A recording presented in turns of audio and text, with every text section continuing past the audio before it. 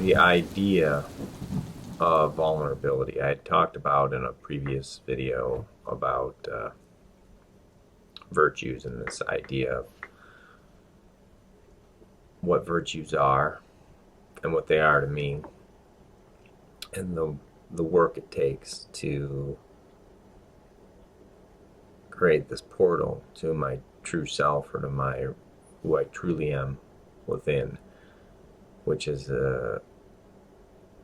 I would describe it as a place where purpose or certainty, or it's not what for me, it's not some fireworks, it's not some crazy experience.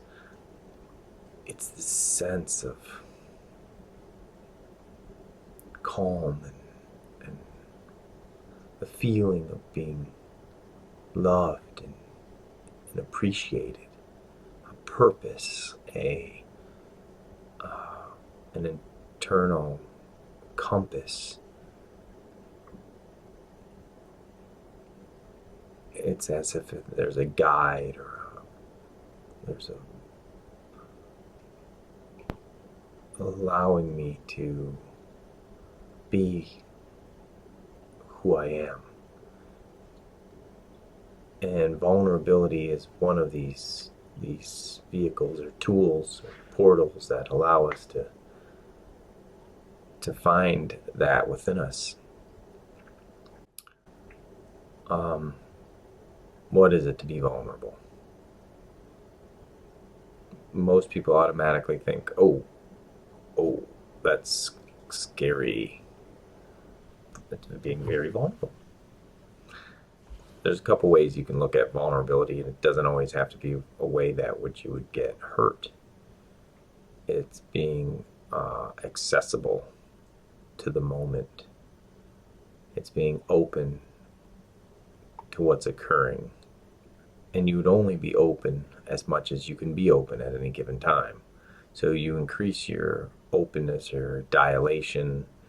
Dilated is a concept that's used to dilate the heart, so you'd have a dilated heart.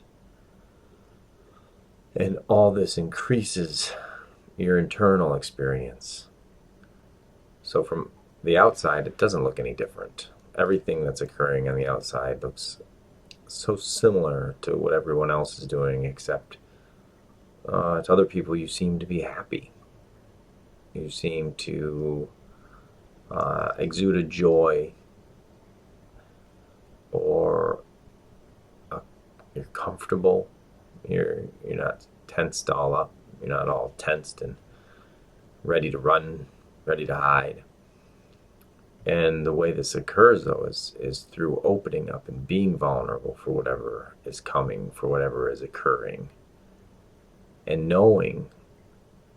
There's a deep internal knowing that no matter what happens on the outside, on the surface of the ocean, that deep within the ocean, it's calm, and it's consistent, and it's contained. And within that space, there's love and there's kindness. It's actually exuding from the inside out. It's not externalization. It's internal, and then it creates this.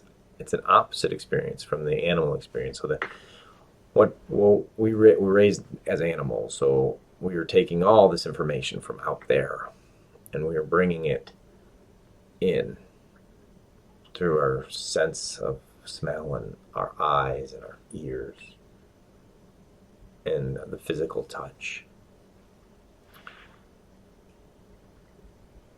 And now, through these virtues, they are like physical senses, or like the spiritual physical senses, or spiritual senses.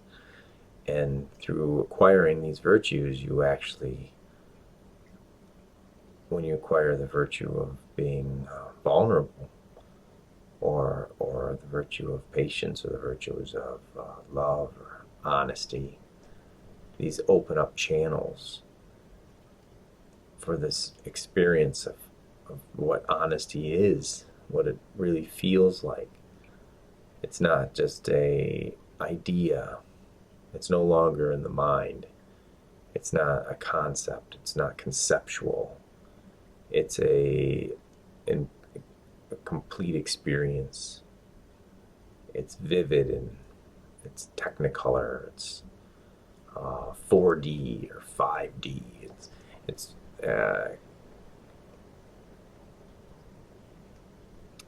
that's what it is, and that's just one part of our experience. I think it's rad. So I'm gonna keep mining the gems of the virtues that are within us, within myself, and within each of us. The more we do this with each other, then and the more that we're vulnerable to each other, who we are, and we're just real. We're real. That's a real place. It's beyond the mouth and the ears and the eyes and the nose. It's a real place that we can commune together. Yeah. So we just keep working at that, one step at a time.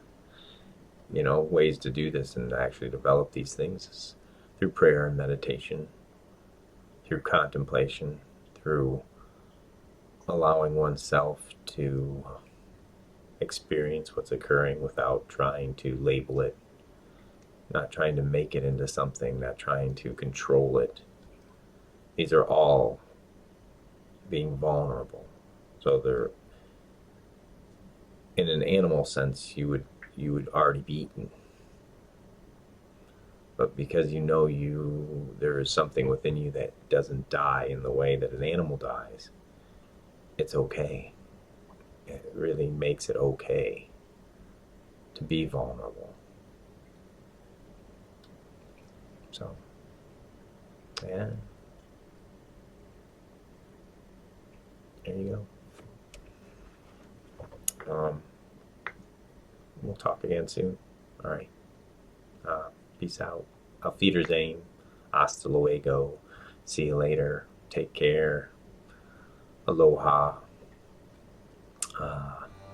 Sayonara. Arrivederci. Au revoir.